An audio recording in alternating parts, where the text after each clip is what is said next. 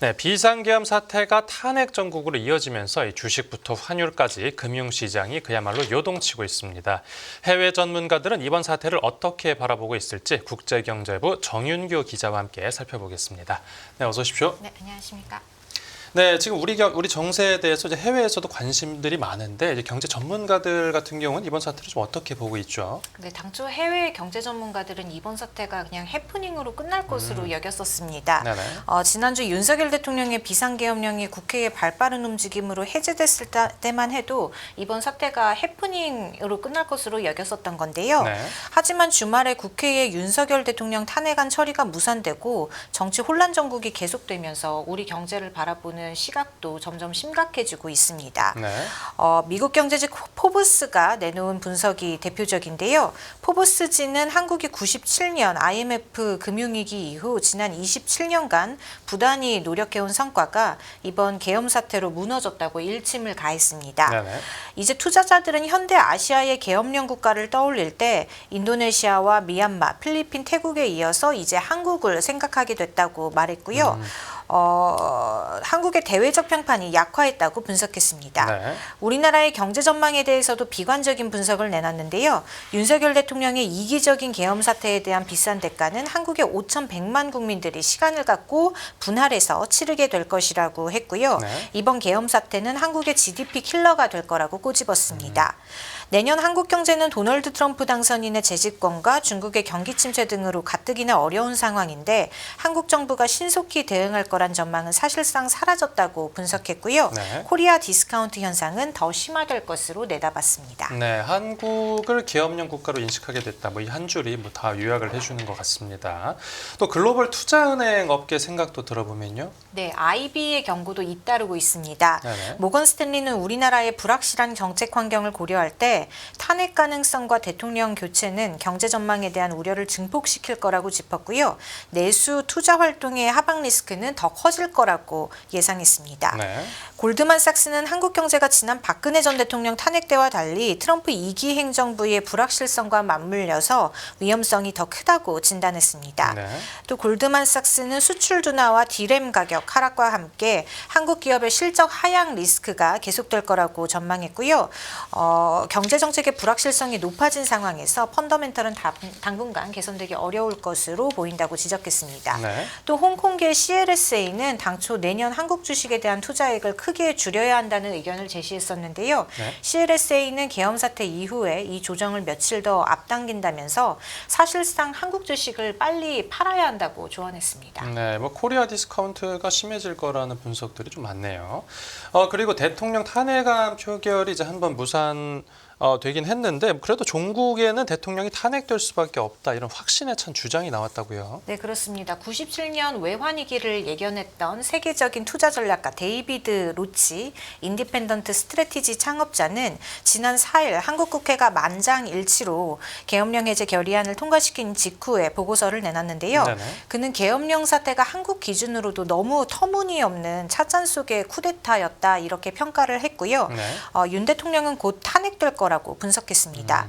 구체적으로 윤 대통령이 불교 사찰로 보내질 것이라는 풍자적인 표현을 쓰면서 정치적으로 몰락할 거라고 내다봤고요. 네. 이 과정에서 윤 대통령 탄핵 절차가 장기화하면 정치적 불확실성이 커지면서 원화 약세가 계속될 것으로 전망했습니다. 네, 뭐 당장 이번 주 토요일에도 탄핵안 2차 표결이 예정돼 있는데 뭐 예고가 마칠 점 보겠습니다. 또 국제 신용평가사들도 불확실성이 계속되면 이제 국가 신용도에 위협이 될 거라는 경고를 쏟아냈죠. 네, 일각에서는 이번 사태로 한국의 신용 등급이 하락할 거라는 우려가 제기되기도 했는데요. 다행히도 최악은 피했습니다. 세계 3대 신용평가사들은 여전히 기존 전망을 유지했습니다. 네. 다만 경고의 목소리는 나왔습니다. 탄핵 정국이 장기화되면서 국가 신용도에 부정적인 영향을 미칠 거라는 전망이 나오고 있습니다. 네. S&P와 무디스, 피치까지 3대 신용평가사가 각각 코멘트를 내놨는데요. 이 중에 비상계엄 사태가 미칠 부정적인 영향을 가장 적게 적게 평가한 곳은 S&P였습니다. 네. S&P는 계엄 사태가 한국의 국가 신용 등급에 미칠 여파에 대해서 실질적인 영향이 없다 이렇게 평가했고요. 한국의 제도적인 기반이 계엄령 선포의 충격을 흡수할 만큼 충분히 강하다고 지적했습니다. 네네. 다만 S&P의 분석은 지난 4일 새벽 국회의결로 비상계엄이 해제됐을 때 나온 거고요. 네. 지난 7일 탄핵 소추안 국회의결이 불발되면서 이제는 상황이 좀 달라졌다고 봐야 합니다. 네. 정치적인 혼란이 당분간 계속되면서 경제 펀더멘털도 흔들리고 국가 신용 등급이 하락될 위험도 더 커졌습니다. 네, S&P 얘기는 들어봤고 이제 무디스하고 피치는 어떤 분석을 내놨죠? 네, 무디스는 한국의 국가 신용 등급을 AA2 안정적으로 부여했는데요. 네네. 이번 사태로 정치적 갈등이 장기화하면 중요한 법안을 효과적으로 통과시키거나 다양한 위기에 대응하는 정부 역량이 약화할 수 있다고 지적했고요. 네. 결국 신용에 부정적으로 작용할 거라고 경고했습니다.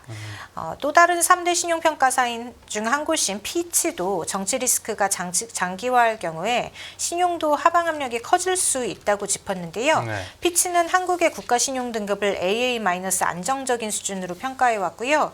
이번 정치 불확실성이 한국의 경제 대외 신용도를 지속적이고 실질적으로 위협하지는 않는다고 하긴 했습니다. 네. 다만 정치 위기가 장기화해서 정책 결정의 효율성, 경제 성과 또는 재정이 약화될 경우에 신용도 하방 압력이 증가할 수 있다고 지적했고요. 네네. 일시적으로라도 비상계엄이 선포됐다는 사실 그 자체가 정치 리스크에 대한 투자자들의 인식을 약화시킬 수 있다고 언급했습니다. 네, 이렇게 경고성 발언이 쏟아지는 상황에서 이제 우리 금융당국이 이제 관련 우려를 선제적으로 차단하고 나섰다고요.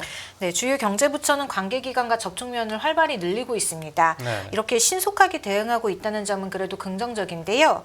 최상목 부총리 겸 기재부 장관은 비상계엄이 발동된 지난 3일 밤부터 10일까지 7차례에 거쳐서 거의 매일 F4 회의를 열었습니다. 네. F4 회의는 부총리와 한국은행 총재, 금융위원장, 금융감독원장이 참석하는 거시경제 금융현안 간담회를 말하는데요. 네. 최 부총리는 어제 회의 이후에 최근 시장 변동성이 확대됐지만 우리 경제의 건전한 펀더멘털과 대외 건전성에 비해서는 다소 과도한 측면이 있다고 시장을 다독였고요. 시장 안정 조치를 총동원해서 대응하겠다고 강조했습니다. 네. 최 부총리의 발언에 연저점을 기록했던 코스피는 반등에 성공하기도 했습니다. 또 경제부처 수장들은 해외 정부와 기관 투자자들도 접촉하면서 우리 대외 신인도가 추락할 가능성을 막는 데 주력하고 있는데요. 네. 김병환 금융위원장은 S&P와 JP모건 등 외국계 금융사 대표들과 만난 자리에서 우리나라의 정치적 불확실성이 커진 상황이지만 경제만큼은 경제부총리를 필두로 한 경제팀이 중심이 돼서 일관되고 안정적으로 관리해 나가겠다고 설명했고요. 네. 기업 밸류업과 자본시장 선진화 같은 주요 정책 과제도 일정대로 차질 없이 추진해 나갈 거라고 밝혔습니다. 네네. 기재부는 비상계엄 사태 이후 S&P와 피치 그리고 무디스의 최 부총리 명의의 서한을 발송했다고도 밝혔고요. 향후 기재부는 3대 신용평가사와 컨퍼런스 콜도 진행할 방침입니다. 네. 그리고 코스피가 이제 어제 오늘 반등하기는 했는데 그래도 뭐 이제 불확실성이 큰 상황이죠. 여기에 대해서 국민연금이 주식시장 살리기에 뛰어들었습니다. 네, 국내 증시가 개인 투자자들의 패닉스를 연저점으로 추락했었죠. 그래서 연기금도 구원투수로 나섰습니다. 네. 연기금은 비상계엄 해제 후인 지난 4일부터 어제까지 5거래일 연속 총 8,618억 원어치를 사들였습니다. 네네. 같은 기간 개인과 외국인은 2조 4천억 원 이상을 쏟아냈는데 연기금이 개인과 외국인 물량의 일부 약 35%를 받아낸 겁니다. 네. 연기금의 주축인 국민연금은 당초 국내 주식 투자 자산 비중을 꾸준히 줄여왔는데요. 지난해 15.9%에서 올해 15.4% 그리고 내년 15.0%를 계획하고 있었습니다. 네. 하지만 갑작스러운 계엄 사태에 이은 탄핵 정국으로 국내 증시가 비상사태를 맞으면서 매수세에 나선 것으로 보입니다. 네네.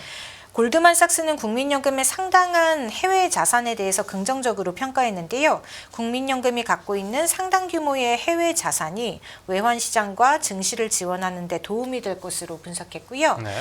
낮은 한국 정부 부채를 고려할 때 향후 재정 완화는 성장의 버팀목이 될 수 있을 것으로 내다봤습니다. 네, 알겠습니다. 오늘 취재 파일은 여기서 마무리하죠. 잘 들었습니다.